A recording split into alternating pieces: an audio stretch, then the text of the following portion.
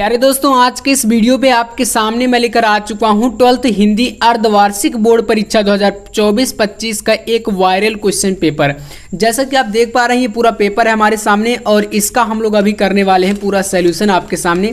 तो देख सकते हैं काफ़ी ज़्यादा इंपॉर्टेंट है ये क्वेश्चन पेपर और इसको देख करके जो आपका अर्धवार्षिक परीक्षा है उसमें काफ़ी ज़्यादा क्वेश्चन आपके आने वाले हैं। तो चलिए, आपका हिंदी का ये प्रश्न पत्र है और जो इसका पूर्णांक होगा वो 100 नंबर का होने वाला है। बाकी के यहाँ पर प्रश्नों की संख्या वगैरह जो भी है, निर्देश समय जो है वो बोर्ड परीक्षा की तरह ही होता है, यानी कि 3 घंटे 15 मिनट का आपका इसका टाइम होता है। नेक्स्ट को हम लोग बढ़ते हैं क्वेश्चनों पर और इसका करते हैं सॉल्यूशन। तो सॉल्यूशन पर जरूर ध्यान दीजिएगा, एक एक क्वेश्चन काफ़ी इंपॉर्टेंट है। बाकी ऑब्जेक्टिव क्वेश्चन आपको पता ही है कि 10 ऑब्जेक्टिव आपका हिंदी में आता है और इसी पैटर्न पर आपका बोर्ड परीक्षा का भी पेपर आने वाला है। तो यहाँ से स्टार्ट करते हैं खंड का से। तो खंड का से आपका आएगा ऑब्जेक्टिव, जो कि हिंदी गद्य और पद्य साहित्य से 5-5 नंबर का टोटल, यानी कि 10 नंबर का आपका ऑब्जेक्टिव क्वेश्चन आता है। देखो, पहला क्वेश्चन आपके सामने है, शिक्षा का उद्देश्य निबंध के लेखक कौन है बताओ। तो आपके सामने देख सकते हैं 4 ऑप्शन है, जिसमें संपूर्णानंद आपको यहाँ पर लगा देना है। इसी प्रकार से लल्लूलाल की रचना, तो यहाँ पर आपका प्रेम सागर हो जाएगा, ठीक है ना। तो इस प्रकार से आप लोग करते जाइएगा, एक एक क्वेश्चन देखिए, ये एक एक नंबर वाले सारे क्वेश्चन है, ठीक है ना। नेक्स्ट क्वेश्चन देखो, यहाँ पर पर्दा कहानी के लेखक कौन है, तो यहाँ पर यशपाल हो जाएगा या अमरकांत या प्रेमचंद या जयशंकर प्रसाद। तो इसको आप अपने से करेंगे, काफ़ी ज़्यादा इंपॉर्टेंट क्वेश्चन है। बाकी के देखिए क्वेश्चन बता रहा हूँ और इनका मैं चाहता तो सोल्यूशन आपको बता सकता हूँ, लेकिन कुछ क्वेश्चन ऐसे हैं जिनको आपको अपने से करने, क्योंकि भाई ये क्वेश्चन आपके लिए बहुत ज़्यादा इंपॉर्टेंट है, इसलिए बता रहा हूँ कि आप इसको याद रखेंगे, वरना आप भूल जाएंगे बता दूंगा तो, ठीक है, ऐसा होता है। तो अगर एक बार अपने सर्च करके या आप कहीं किताबों से ढूंढ करके कहीं ना कहीं से थोड़ा सा सर्च करिएगा किताबों में, तो आपको मिलेगा, ठीक है ना। तो इसको आपको यहाँ पर पूरा देखना है। और चलिए फिर से देखते हैं, आवारा मसीहा भाई बहुत आसान है, कई बार मैंने बताया है, ठीक है ना। तो किसकी है ये, तो विष्णु प्रभाकर जी का हो जाएगा। बाण भट्टी की आत्मकथा बहुत आसान है, हजारी प्रसाद द्विवेदी, तो इसमें लगा देंगे हम लोग यहाँ पर। ऐसे देखिए आसान से क्वेश्चन ऑब्जेक्टिव में ज़्यादा इतना हार्ड नहीं आते, बस थोड़ा सा ध्यान देने की जरूरत है। इसके बाद आओ यहाँ से स्टार्ट करते हैं अगले क्वेश्चन। तो अब यहाँ से आपका प्रश्न संख्या 2 स्टार्ट होता है। प्रश्न संख्या 2 में अगर आप देखें तो पहला क्वेश्चन है, कामायनी किस युग की रचना है। तो कामायनी भाई यहाँ पर जयशंकर प्रसाद जी, जो कि छायावादी है, ठीक है ना, छायावादी युग के कवि हैं। तो यहाँ पर फिर लगाइए आप लोग छायावादी युग, यानी कि सेकंड नंबर आपका ऑप्शन इसमें राइट हो जाएगा। अगले क्वेश्चन पे आते हैं, कह रहा निम्नलिखित कवियों में से कौन प्रगतिवादी युग के कवि हैं। तो यहाँ पर इसमें आपको लगाना है किसमें, प्रगतिवादी की बात कर रहा है। तो भाई तुलसीदास, रामदास सिंह दिनकर ये नहीं होंगे, नंददास नहीं, तो यहाँ पर अग्रदास आप इसमें लगाओ। नेक्स्ट यहाँ पर है तार सप्तक का प्रकाशन वर्ष भाई, तो इसमें देखिए ये नहीं पूछा है तार सप्तक के प्रकाशन वर्ष में कि प्रथम तार सप्तक, द्वितीय तार सप्तक या तृतीय, ऐसा कुछ नहीं कह रहा ना। तो डायरेक्ट आप यहाँ पर 1943 यानी कि पहले वाले को सही कर दो, प्रथम तार सप्तक वाले को, ठीक है, यही टाइमिंग है, तो ये सही हो जाएगा। द्विवेदी युग की रचना नहीं है, नहीं, तो नहीं मतलब कि कामायनी, यही है आपका छायावादी युग की, तो यही आपका हो जाए, क्योंकि नहीं शब्द आया है इसलिए आपको इसमें लगाना है। ऐसे ही नेक्स्ट क्वेश्चन पे आते हैं, यहाँ पर अष्टछाप के कवियों का संबंध भक्ति काल की कृष्ण भक्ति शाखा से है, ठीक है ना। तो इसको कर लो, कृष्ण भक्ति शाखा। तो टोटल यहाँ से 10 क्वेश्चन आपके ऑब्जेक्टिव टाइप के कंप्लीट हो चुके हैं। अब हम लोग देखेंगे इसके बाद यहाँ पर गद्यांश और पद्यांश के क्वेश्चनों को। तो प्रश्न संख्या अगर आप 3 पे नजर डालें तो कह रहा दिए गए गद्यांशों पर आधारित निम्नलिखित प्रश्नों के उत्तर दीजिए, जो कि 10 नंबर का आपका आता है बोर्ड परीक्षा में। तो इसमें पहला देखिए कहाँ से दिया गया, धरती माता की कोख में अमूल्य निधियां भरी हैं, जिनके कारण यह वसुंधरा कहलाती है।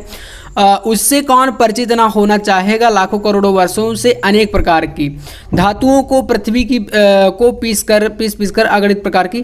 तो ये राष्ट्र का स्वरूप चैप्टर आपका जो कि काफ़ी इंपॉर्टेंट है, वहीं से लिया गया है। तो इसका क्वेश्चन देखिए, संदर्भ सहित व्याख्या जो भी आता है, संदर्भ माने कि आपको लेखक का नाम और इसके पाठ का नाम, वो सब चीज़ें लिखनी होती है, ये संदर्भ में आ जाता है।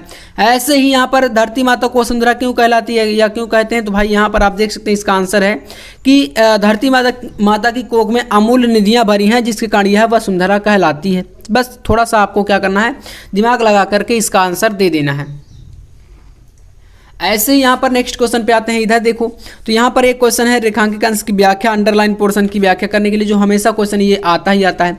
ऐसे ही क्वेश्चन अगला है, पृथ्वी की देह को किसने सजाया है। तो यहाँ पर आप देखेंगे अगर, तो इसी में आपको आंसर मिलेगा। यहाँ पर देखो, लाखों करोड़ों वर्षों से अनेक प्रकार से सजाया है, कौन सजाया है। तो भाई यहाँ पर आप देखो इसमें अमूल्य निधियां भरी हुई हैं, मतलब थोड़ा सा इसका बढ़ा के आंसर लिखना पड़ेगा, ठीक है, और अपने हिसाब से। तो ये हो जाएगा नेक्स्ट। ऐसे ही भावी आर्थिक अभ्युदय हेतु हमें क्या करना चाहिए, ये लास्ट क्वेश्चन है। अथवा में एक क्वेश्चन यहाँ पर देख सकते हैं दिया गया है आपका जो गद्यांश है अशोक के फूल वाले चैप्टर से, तो यहाँ पर आपके सामने ये पूरा पूरा दिया गया है, ठीक है, इसको देख लो। ऐसे इसके क्वेश्चन यहाँ पर ये 5 क्वेश्चन आएंगे, जो कि प्रत्येक क्वेश्चन आपको पता है 2 नंबर का रहता है, ठीक है, 2 × 5 यानी कि टोटल 10 नंबर का आपका यहाँ पर ये होता है गद्यांश, ठीक है। ऐसे ही अब पद्यांश पे आते हैं। पद्यांश यहाँ पर देखो 10 नंबर का ये भी आएगा। जैसे एक दिया गया है, दुर्बलता का चिन्ह विशेष शपथ है, पर अबला जन के लिए कौन शपथ है, यदि मैं उकसाई गई भरत से हूँ तो पति समान स्वयं पुत्र भी खोऊं, ठहरो मत रोको मुझे कहूँ सो सुन लो, पाओ यदि उसमें सार उसे सब चुन लो। तो यहाँ पर देखिए ये कैकेयी अनुताप चैप्टर से, याद रखना कैकेयी अनुताप, ठीक है ना। तो ये काफ़ी ज़्यादा इंपॉर्टेंट है, मैथिली शरण गुप्त जी का चैप्टर है। तो ये आपका यहाँ से लिया गया। बाकी इसके क्वेश्चनों को मैं आपको दिखा देता हूँ। क्वेश्चन देखो कैसे हैं, पहचानना आना चाहिए, बाकी क्वेश्चन तो आप आसानी से सॉल्व कर लेंगे वैसे भी।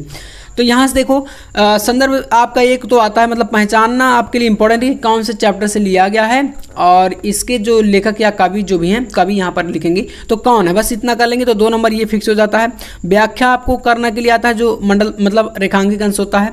बाकी यहाँ पर आपको तीसरे और चौथे क्वेश्चन का आंसर आपको लगभग पैसेज में ही मिल जाता है। तो इस प्रकार से 10 नंबर बहुत आसान तरीके से आप ला सकते हैं, अगर ये पहचानने वाला क्वेश्चन फिक्स कर लिए तब, ठीक है। इसलिए कहा जाता है कि थोड़ा सा पहचानना सीखो। ऐसे ही अथवा में एक दिया गया, तो भाई इसको आप देख सकते हैं, लज्जाशील पथिक महिला जो कहीं दृष्टि आवे, तो पवन दूती का चैप्टर से है, ठीक है। पवन दूती का जो कि आपको पता है अयोध्या सिंह उपाध्याय जी का चैप्टर है, ठीक है। तो बहुत आसान से यहाँ पर इस बार हिंदी में सारे के सारे क्वेश्चन आने वाले हैं, तो इसको कर लेना आप लोग, ठीक है। और यहाँ पर इसका पहला भी क्वेश्चन देख सकते हैं, संदर्भ से ही आया है, तो संदर्भ तो आप लिख ही देंगे इसका, है ना। तो ये हो जाएगा।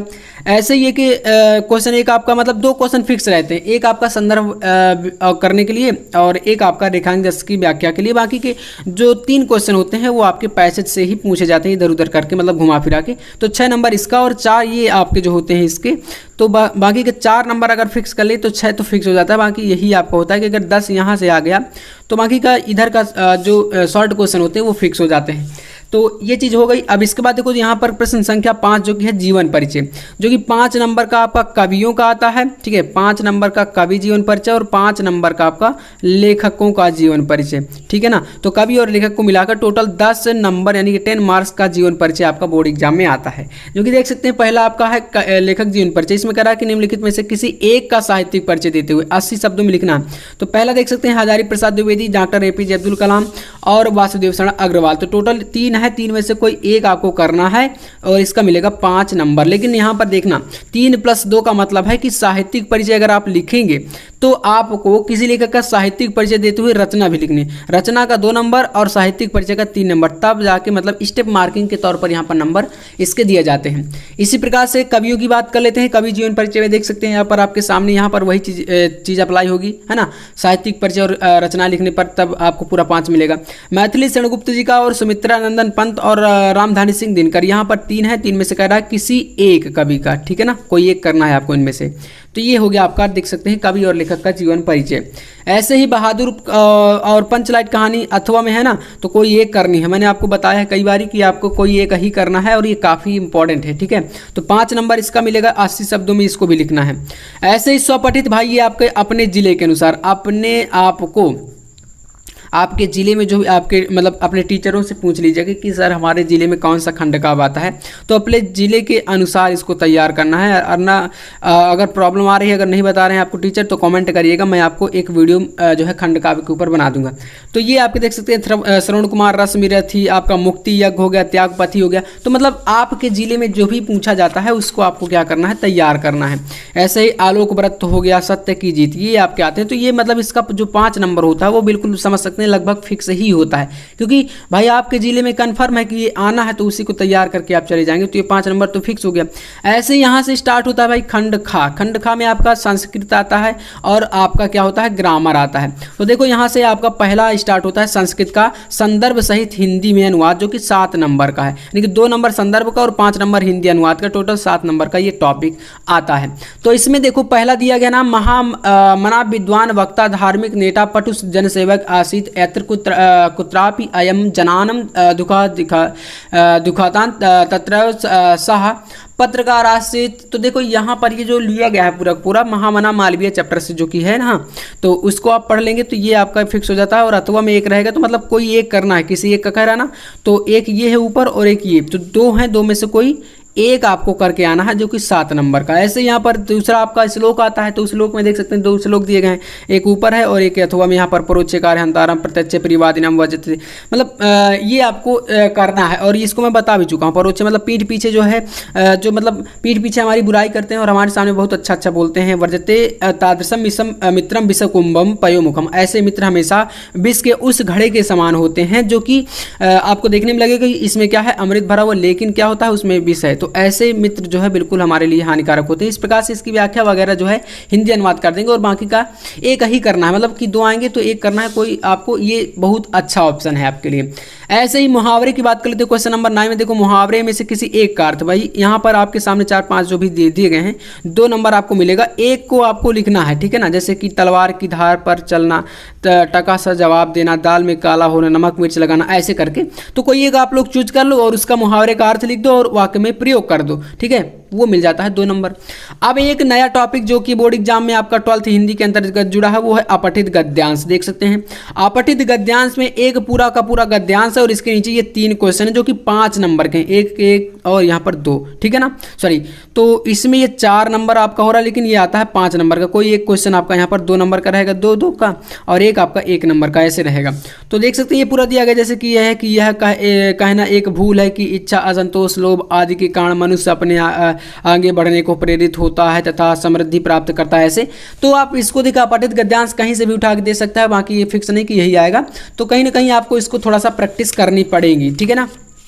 इसके बाद आओ यहाँ पर एक अथवा में ये भी है, देख सकते हैं, इसको आप कह सकते हैं खा नंबर, तो कोई एक करना है, तो यहाँ पर ये है और इसके नीचे ये आपके 3 क्वेश्चन है जो कि मैंने बताया कि एक 2 नंबर के 2 क्वेश्चन और एक आपका 1 नंबर का, टोटल 5 नंबर का अपठित गद्यांश आने वाला है।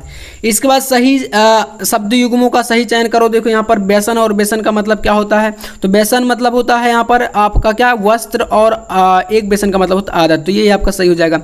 विस्तार अवधि, तो यहाँ पर आपके सामने देख सकते हैं इसके ऑप्शन दिए गए हैं। ऐसे मतलब ये छोटे छोटे क्वेश्चन होते हैं। यहाँ पर निम्नलिखित शब्दों में से किसी एक शब्द के 2 अर्थ लिखो। अंबर हो गया, जैसे कि अंबर का मतलब आकाश या वस्त्र ऐसे होता है ना।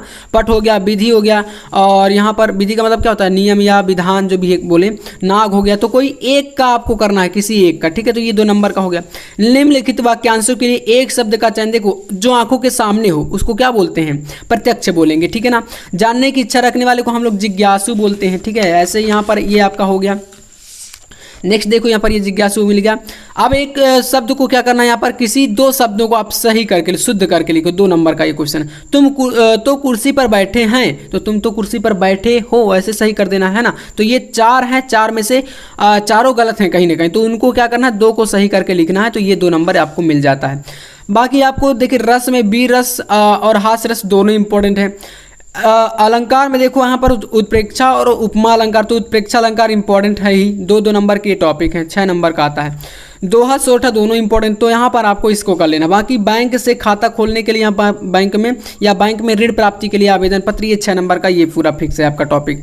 बात कर लेते हैं यहाँ पर निबंध की, तो निबंध जो कि आपका बोर्ड एग्जाम में 9 नंबर का आता है और इसमें देख सकते हैं आपका सारे के सारे मोस्ट इंपॉर्टेंट टॉपिक है। देश में बेरोजगारी की समस्या, आतंकवाद की समस्या, वृक्षारोपण, विद्यार्थी और राजनीति, और देश की समृद्धि और विकास में समाचार पत्रों की भूमिका, तो 9 नंबर का ये टॉपिक है। देख सकते हैं पूरा पेपर आपके सामने मैंने रख दिया है, और अगर आप लोग इसको तैयार कर लेते हैं तो ये आपका देखिए बोर्ड एग्जाम में इससे काफ़ी ज़्यादा क्वेश्चन आने के मतलब काफ़ी ज़्यादा चांसेस हैं, ठीक है ना, बोर्ड एग्जाम 2025 के लिए। तो इसको कर लीजिएगा और बाकी इसका PDF भी मैं प्रोवाइड करा दूंगा आपको, तो टेलीग्राम चैनल ज्वाइन कर लीजिएगा। आपको टेलीग्राम चैनल का लिंक इस वीडियो के डिस्क्रिप्शन में या तो चैनल के अबाउट में मिल जाएगा, ठीक है, तो वहाँ से आपको ये मिल जाएगा पूरा का पूरा पेपर, ठीक है।